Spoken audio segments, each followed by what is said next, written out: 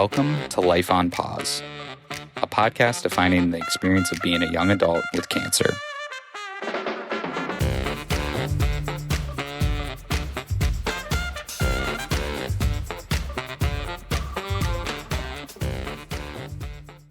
Hi, guys. Welcome back to Life on Pause, and welcome to today's episode where we talk about struggles of infertility.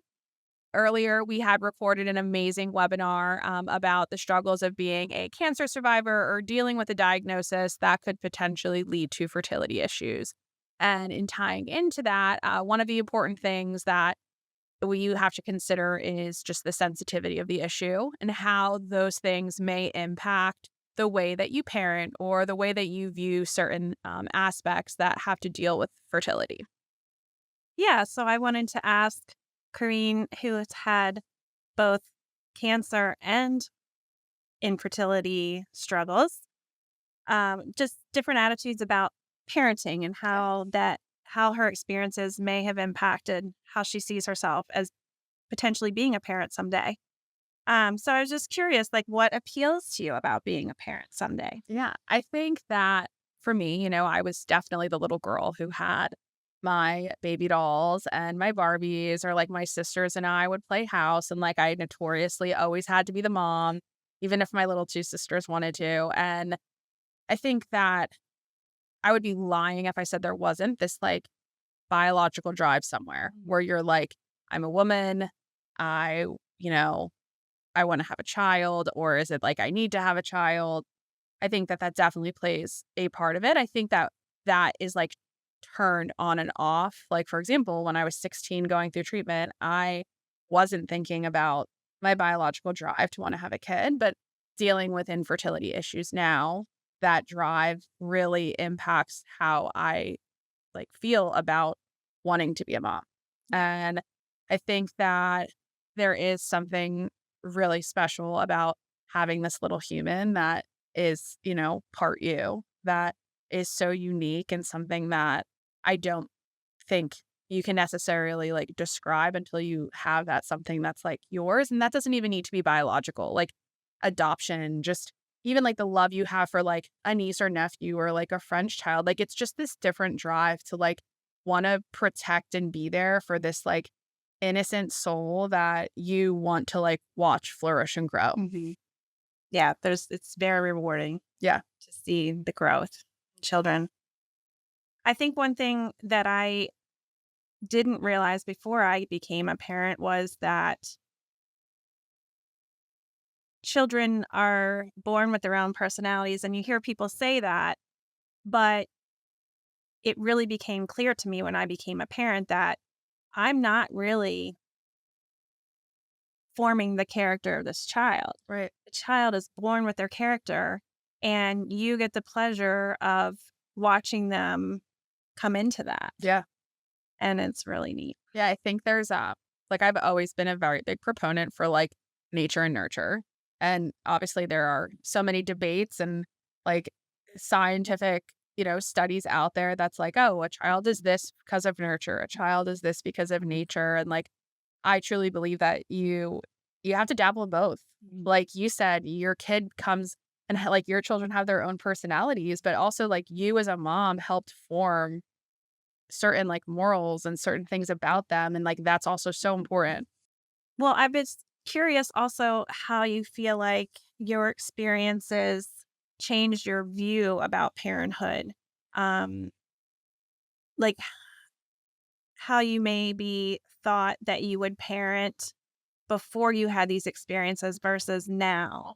Being like having gone through something like a cancer diagnosis at age 16, like I feel like I'm conditioned to, like I had mentioned before, like hope for the best and expect the worst. I think having children of like my own, I think if there's one thing that cancer really did for me, it was this notion of you don't know what life's like, what's going to happen in your life and where life's going to take you. And like I'm such a proponent for like live life to the fullest as best as you can. And I think that I definitely like want my child to not be like, obviously you want to protect them from the bad things, but I don't want to shelter them from like the whole world. Like I want for them to be able to experience like the good and the bad, and like realize that like while the world can be a very scary place, it can also be such a beautiful place. Do you think that you would parent in a different way than, say, maybe what society tells us the right way to parent is because of your experiences?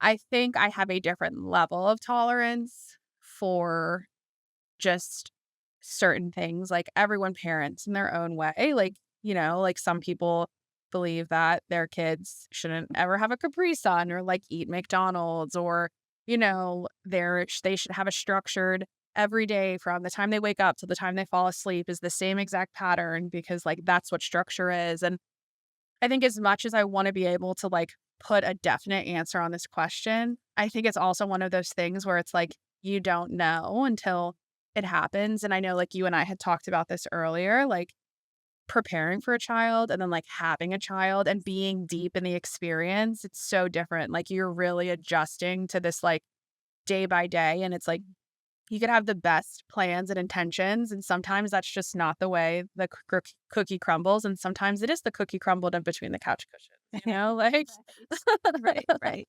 Yeah. And what one parenting intervention or strategy would work for one child, it might not work for the other. Yeah. And yeah. So you're, like you say, constantly adjusting. Yeah, exactly. Yeah. Regardless of this journey and where parenting takes me, whether that's with my own biological child or potentially adoption or potentially like maybe the reality of not having a child at all.